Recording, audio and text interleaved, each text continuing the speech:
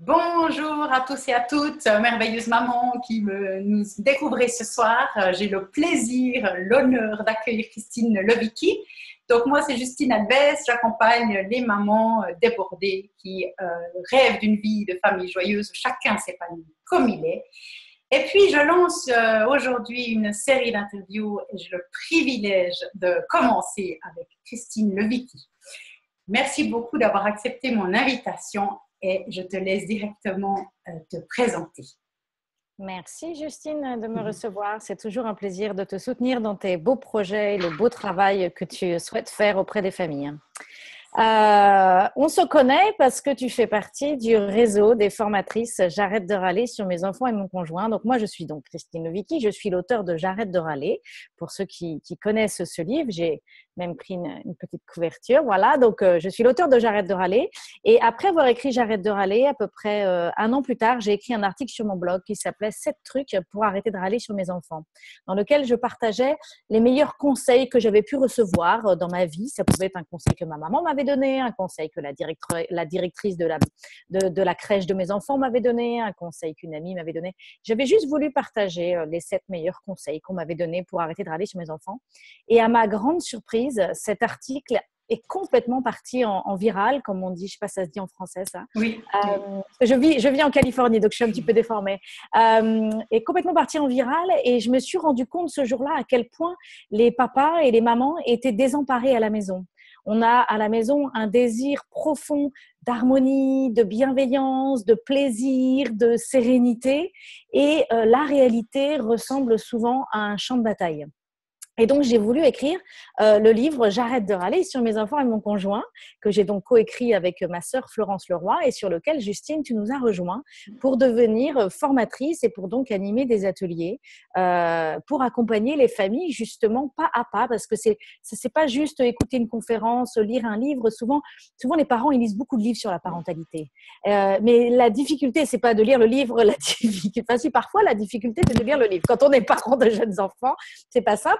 Mais bon, quand on a réussi à lire le livre, le plus difficile, c'est de mettre en pratique et de réussir à se dire, OK, par rapport à ce que j'ai lu dans le livre, qu'est-ce qui va marcher pour moi, dans ma famille, par rapport à qui je suis, par rapport à l'éducation que je veux, par rapport à mon conjoint et par rapport évidemment à mes enfants. Et comme on disait tout à l'heure, juste avant de démarrer l'enregistrement, par rapport à chacun de mes enfants, parce que nos enfants sont tous différents. Donc, on a vraiment voulu développer tout un programme spécifique pour les parents. Et puis, je suis aussi l'auteur d'un 3e livre qui s'appelle Wake Up, 4 principes fondamentaux pour arrêter de vivre sa vie à moitié endormie. Et ce livre a été écrit après la réussite de J'arrête de râler. Comme J'arrête de râler a très, très bien marché, plusieurs personnes sont venues me voir, non pas avec ma casquette de maman qui avait arrêté de râler, mais plus avec ma casquette de femme qui avait réussi à prendre sa place dans la vie, notamment à travers le prisme professionnel. Et les gens sont venus me poser la question, ils m'ont dit, mais Christine, comment tu fais? tu as 3 enfants à la maison, tu étais inconnue au bataillon, personne ne savait qui tu étais, tu as réussi à prendre ta place. Et non seulement j'avais réussi à prendre ma place, mais je l'avais fait avec beaucoup de plaisir et beaucoup de joie. Et voilà, après de nombreuses personnes qui m'avaient posé cette question, j'ai fait le choix d'écrire ce livre dans lequel je raconte quels sont les 4 piliers qui sont au cœur de ma vie, qui me soutiennent au quotidien dans ma vie de femme, dans ma vie de professionnelle et aussi dans ma vie de maman. Voilà. Oui, merci. Et justement, avant de parler de Wake Up, par rapport à J'arrête de râler et ce challenge que tu t'es lancé, qu'est-ce qui a fait, qui a titillé chez toi cette envie de dire, OK, maintenant, je me lance ce défi, j'arrête de râler à la maison? Voilà. Alors, en fait, j'avais déjà l'information que ce défi existait. Donc, comme vous, maintenant, vous écoutez la conférence et vous savez maintenant qu'il y a la possibilité d'arrêter de râler. Alors, très rapidement, concrètement, qu'est-ce que ça veut dire le défi J'arrête de râler? J'ai mis un bracelet à mon poignet. À chaque fois que je râlais, alors j'ai pas de bracelet là aujourd'hui, à chaque fois que je râlais, je changeais le bracelet de côté. Et l'objectif était de faire 21 jours consécutifs sans râler. Donc, en fait, le challenge J'arrête de râler, c'est un jeu, quelque part, dans le sens où il faut le prendre avec légèreté, mais en même temps, c'est extrêmement profond. Mais c'est un jeu qui a pour objectif de nous sevrer de l'habitude de râler et de cet automatisme constant qu'on a d'être en mode résistance. Parce qu'en fait, la râlerie, pour moi, Qu'est-ce qu'elle veut dire? Donc, concrètement, la râlerie, ce sont des mots qui sortent de ma bouche. Mais qu'est-ce qu'elle veut dire? Elle veut dire que je suis en train de résister ce que la vie me donne à vivre aujourd'hui. Donc, concrètement, qu'est-ce que ça voulait dire pour moi? Ça voulait dire résister le fait que voilà, je réveille mes enfants et ma petite dernière, c'est pas ce qu'elle veut mettre et me fait une crise parce qu'il y a son pantalon qui la gratte et ses chaussettes qui lui grattent tous les doigts de pied. Ça parlera beaucoup. Voilà, ça veut dire le lait renversé au petit déjeuner, ça veut dire la tâche impossible de trouver une paire de chaussettes coordonnées, ça veut dire le frigo qui est vide, on ne sait pas quoi faire à dîner, les bouchons sur la route, trop d'emails dans la boîte mail. Toutes les contrariétés, le banquier qui ne comprend pas ce qu'on lui demande, enfin bon, toutes les contrariétés du quotidien. Et donc moi, ce qui a déclenché ça, c'est qu'un soir, je me suis couchée après la Java des enfants, et que, voilà, vous savez, le 3e verre d'eau, après l'envie de se lever, l'envie de faire pipi, enfin bon, toute la Java du soir. Finalement, mes enfants étaient couchés. Je me souviens, j'ai traversé le couloir, je me suis écroulée sur mon lit et j'ai regardé le plafond et je me suis dit, ah.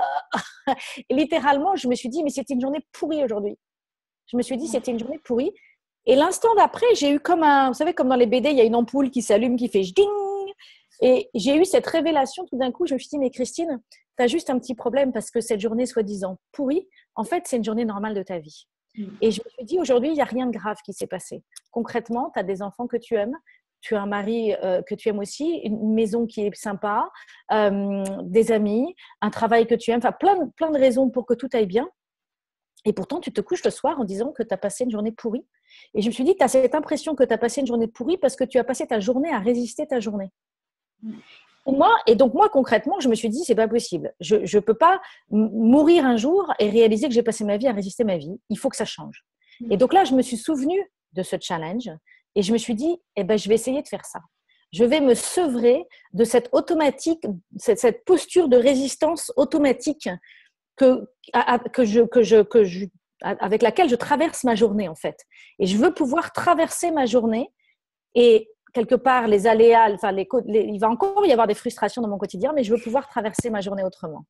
Donc, je me suis lancée dans ce challenge et littéralement, je n'avais aucune idée à quel point ça allait être une transformation profonde pour moi, pour ma famille. Et ça a complètement transformé ma vie et pour rien au monde, je ne retournerai en arrière.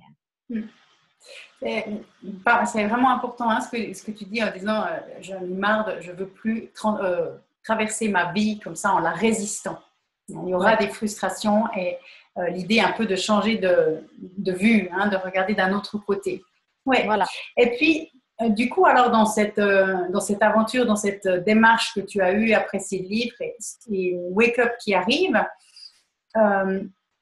est-ce que c'est lié ou est-ce que c'était une suite pour toi, vraiment une suite de développement face à ta vie comme tu l'as dit, femme active, épanouie dans ton travail, maman de 3 filles et puis qui jongle avec tous ces rôles justement qui sont des fois difficiles à trouver l'équilibre. Voilà, donc en effet, j'ai 3 filles. Quand j'ai écrit le livre J'arrête de râler, elles avaient 10 ans, 8 ans et 4 ans. Voilà. Et donc, quand j'ai vécu l'aventure, c'était l'âge qu'elles avaient.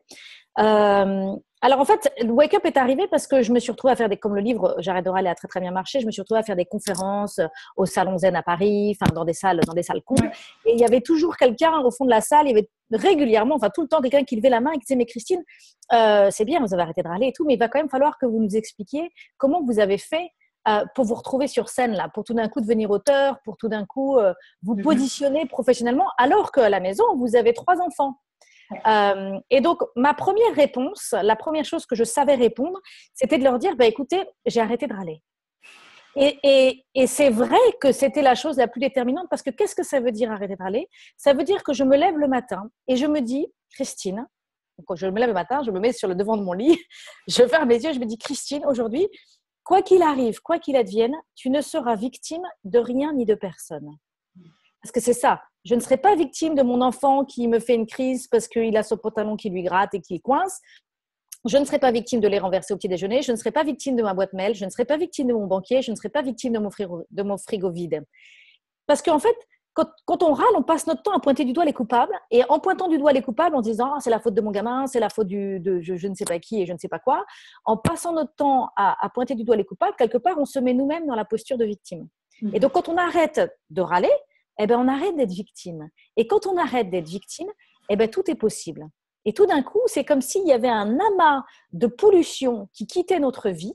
Et du coup, on peut voir les solutions, on peut voir les possibles. Donc moi, ça m'a permis de faire un nettoyage de printemps dans ma vie parce que arrêter de râler, ça, je pense que tu l'expliques clairement. C'est arrêter de râler, ça ne veut pas juste dire je la ferme et je continue à encaisser tout la java à la maison. Ça veut dire j'arrête d'être victime et donc je me retrousse les manches et je cherche à changer ce qui ne marche pas. Je cherche des solutions, je cherche à faire autrement pour obtenir un résultat différent. Et donc, je cultive tous les possibles dans ma vie. Et donc, c'est vrai que voilà, ma première réponse, c'était de dire, une des raisons qui fait que j'ai pu prendre ma place dans ma vie au niveau professionnel, c'est d'abord parce que j'ai enlevé toute cette pollution de la râlerie et du coup, j'ai consacré toute mon énergie déjà à savourer ma vie et à être présente pour vivre ce qu'il y avait à vivre au milieu de ce quotidien chaotique. Et puis, j'ai pu voir les possibles pour l'améliorer. J'avais de la place en fait dans ma vie pour cultiver tout ça. Donc ça, c'était ma première réponse. Et en même temps, je sentais qu'elle n'était pas complètement suffisante. Je sentais qu'il n'y avait pas que ça. Il n'y avait pas que le fait d'arrêter de râler qui fait que j'avais réussi à me positionner professionnellement et à m'épanouir professionnellement. Et donc, je me suis souvenue d'une phrase de Steve Jobs qui disait dans la vie, on ne peut pas toujours prédire comment on va réussir.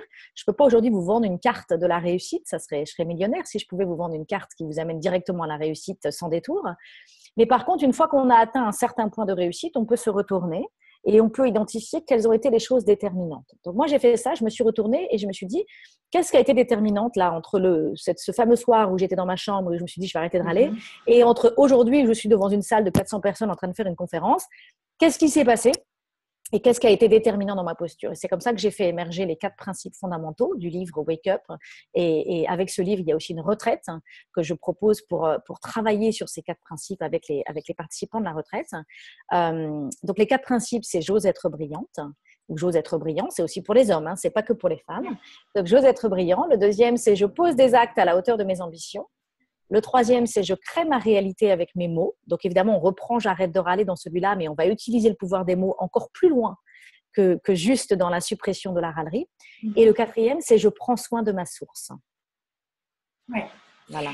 Et du coup, merci. Et du coup, en lien avec justement les mamans ou les papas qui nous écoutent là ce soir, qu'est-ce que tu dirais à toutes ces femmes qui justement se sentent débordées, qui ne savent plus comment avoir du temps entre leur ménage, les enfants, qui ont l'impression qu'elles font que nettoyer, que faire les courses, que ranger, qu'elles arrivent, comme tu dis, le soir vraiment crevées et avoir l'impression de ne pas avoir pris le temps de jouer avec leurs enfants.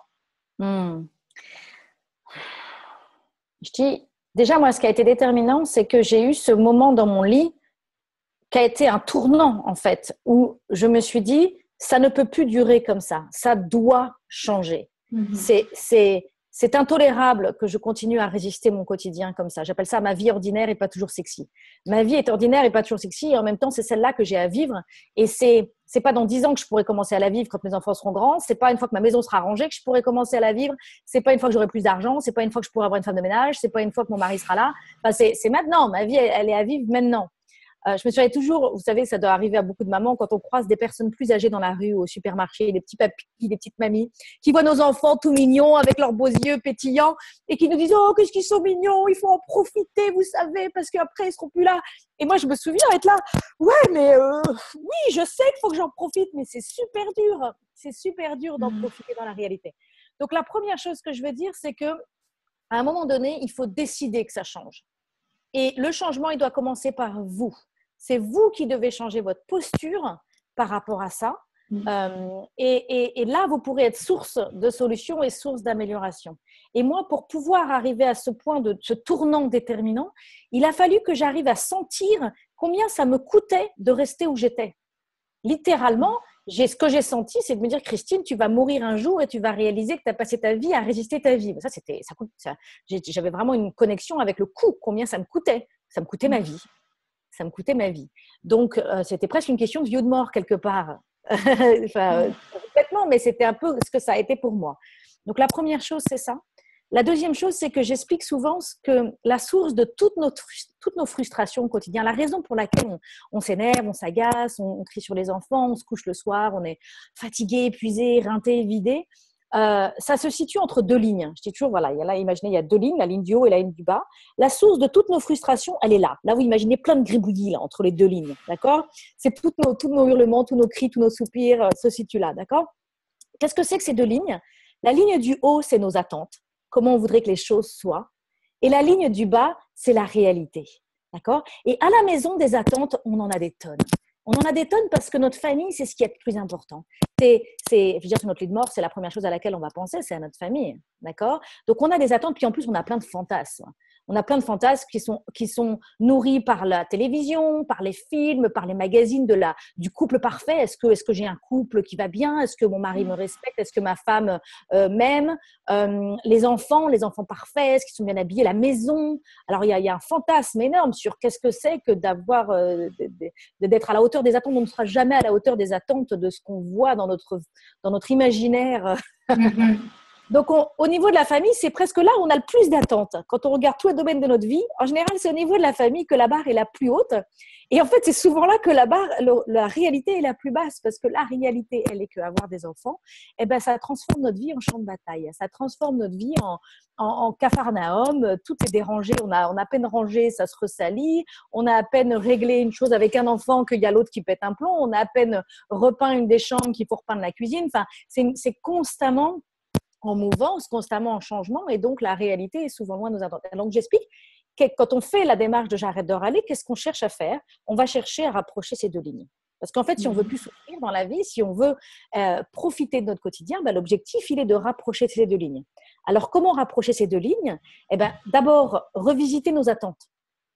Revisiter nos attentes et se dire, est-ce que toutes ces attentes de comment je veux que la chambre soit rangée, comment je veux que mes enfants soient habillés, comment je veux, de toutes ces règles que je me suis mis, quelles sont celles qui sont vraiment importantes pour moi? Et j'ai le droit d'avoir l'idée, c'est pas tout lâcher. J'imagine que c'est ce que tu fais avec les mamans. Tu les aides à identifier. Ça résonne bien. Voilà. Qu'est-ce qui est vraiment important? Qu'est-ce qui vraiment je choisis? C'est une vraie attente choisie et non pas une attente qui m'a été imposée par le fantasme collectif de à quoi devrait ressembler ma vie de famille. D'accord? Pour être à la hauteur de ce que je pense qu'on attend de moi en tant que mère ou en tant qu'épouse. D'accord? Donc, aller revisiter mes attentes. Et du coup, moi, quand j'ai commencé à faire ça, j'en ai lâché 80%. J'ai gardé 20%. Et par contre, celle-là, sur ces 20%, j'ai travaillé pour que la réalité colle avec mes attentes. Donc là, je me suis dit, OK, aujourd'hui, la réalité est loin de comment j'aurais envie que ça se passe sur ces points-là. Qu'est-ce que je peux faire autrement? Est-ce qu'il y a des choses que je peux faire moi? Je vais changer ma manière de m'organiser, ma manière de gérer la logistique familiale, on va changer les routines, on va changer plusieurs choses concrètement. Ou est-ce que j'ai aussi besoin des autres pour que ça change? Donc dans ce cas-là, comment est-ce que je parle aux autres pour être entendu, parce que souvent on râle beaucoup. On râle souvent parce qu'on a râlé hier, et déjà qu'on a râlé hier, on n'a pas été entendu, alors on râle encore, on dit « mais je t'ai déjà dit hier !» Ça, c'est la preuve que râler ne marche pas. Je dis souvent, si râler marchait, on ne râlerait plus, il n'y aurait plus de raison de râler. Si en râlant, on était entendu, ben, la maison serait rangée, les chambres, les lits seraient faits, le repas serait prêt, tout le monde viendrait vider pour aider les courses. Mais râler ne marche pas. Donc là, c'est de se dire, si je veux faire monter la barre de la réalité vers mes attentes, sur les 20% de ce que j'ai gardé qui était vraiment très important, qu'est-ce qui dépend de moi et qu'est-ce qui dépend des autres? Et donc, quand ça dépend des autres, comment je vais aller m'adresser aux autres? Comment je vais aller leur parler pour leur donner envie de m'aider à faire monter cette barre? Et ça, c'est vraiment la notion de donner envie, c'est la notion de coopération. Dans le réseau de formateurs, c'est vraiment ça qu'on cherche à cultiver dans les familles, c'est la coopération et non pas l'obéissance. Parce que l'obéissance, qu'est-ce que c'est? C'est j'ai râlé un bon coup, j'ai piqué une gueulante, et donc l'autre, que ce soit mon conjoint ou que ce soit, et quand je dis mon conjoint, ça peut être ma femme ou mon mari, ou que ce soit mon enfant, va plier sous le poids de mes mots ou sous le poids de mon ton, et donc va obéir. Sauf que demain, il va falloir à nouveau que je sorte une voix forte ou un bâton, enfin je ne dis pas physiquement un bâton, c'est une image, évidemment, il va falloir que je ressorte la force pour obtenir ce que je veux. Or, ce qu'on cherche vraiment, ce qui est durable à l'échelle d'une famille, c'est la coopération. La coopération, c'est quand on arrive à ce que chacun comprenne que c'est normal et que c'est sa place de contribuer au bien-être du foyer. Alors, avec des tout petits, c'est sûr qu'il ne faut pas avoir des attentes très élevées. Avec des tout petits, on leur apprend quelques réflexes, on modélise avec les petits, on modélise ce qu'on souhaite qu'ils fassent, on fait avec eux. On va vider le lave-vaisselle à deux. Voilà, on fait beaucoup. Il ne faut pas s'attendre à ce qu'ils soient autonomes et qu'il y ait une coopération extraordinaire avec des tout petits. Mais on commence tout petit et après, quand ils commencent à avoir 8 ans, 10 ans, là, ça y est, la machine est en route. Et il n'est pas trop tard, même si vous avez des enfants qui sont plus grands, il n'est pas trop tard pour commencer dès maintenant. Voilà. Magnifique. Merci beaucoup, Christine. Un dernier point avant qu'on termine, c'est quand même que, comme tu l'as dit, tu es une femme active professionnellement, plus qu'active. Donc, quelle est ton actualité? Je ne suis pas plus qu'active. Les gens pensent toujours que je suis débordée. Mais en fait, il ne faut pas oublier que le 4e principe, donc ça, c'est le livre Wake Up, je ne sais pas si j'avais déjà montré, le 4e principe de Wake Up, c'est je prends soin de ma source. Et donc, oui, je suis active, mais je prends soin de moi. J'ai des temps pour mon couple, des temps pour mes enfants, des temps pour moi. C'est important à relever et c'est très très bien que j'ai fourché dans mon intervention parce que du coup, comme tu précises, qu'on a l'impression que tu es très active, mais que tu prends le temps pour chacune de des parties importantes de ta vie. Je pense que ça, c'est aussi un message fort pour que toutes mettent au centre de leur vie et de leur attention justement qu'il y ait plus ou moins toutes les choses importantes de leur vie qui soient comme ça, qu'elles en prennent soin, qu'on en prenne soin. Tu dis, voilà. Je prends le temps pour moi. Oui. Et puis parfois, j'y arrive pas, et parfois c'est le grand bordel, et parfois je suis un peu débordée, et voilà, ça c'est normal. Mais régulièrement, j'ai quand même pris des réflexes. Il y a des fondations qui sont dans ma vie qui font que régulièrement, j'arrive à remettre les curseurs en place. Ouais. C'était quoi ta question? Je me souviens. Ton actualité. Du coup. Donc, je suis en Californie là quand je vous parle. Je suis à Los Angeles. Et je vais rentrer en France fin juin.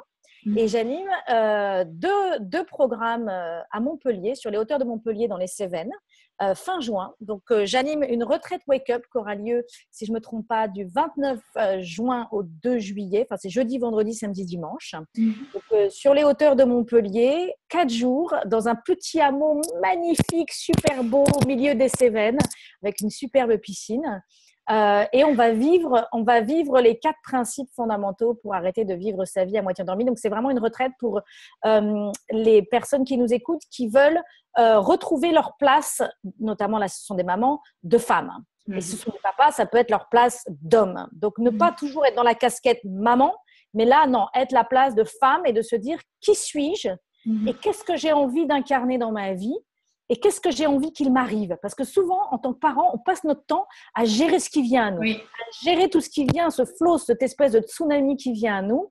Et là, pendant Wake Up, chaque participant va être invité à faire le point sur qui suis-je et qu'est-ce que j'ai envie qu'il m'arrive et comment est-ce que je peux faire en sorte dans l'année qui vient pour qu'il m'arrive ce que j'ai envie qu'il m'arrive dans ma vie. Et donc, c'est vraiment une démarche une retraite pour devenir entrepreneur de sa vie. On ne devient pas forcément entrepreneur, on peut très bien avoir un boulot salarié pour venir à ce job, ou ne pas travailler d'ailleurs.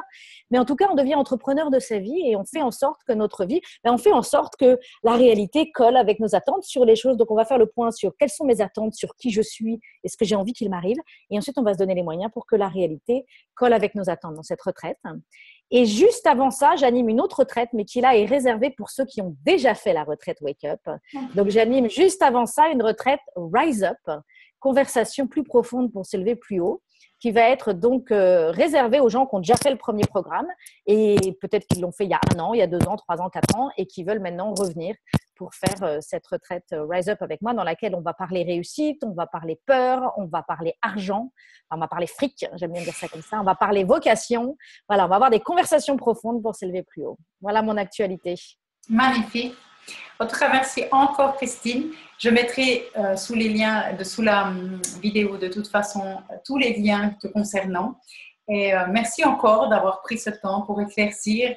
C'est toujours pour moi qui, comme tu dis, je suis animatrice et formatrice des ateliers, un plaisir de te réentendre, comme ça vient du cœur, de tout ton parcours et ce livre sur J'arrête de râler, c'est vraiment un plaisir. Merci en tout cas beaucoup. Merci Justine. Et puis, je vous dis à tous et à toutes une bonne fin de journée.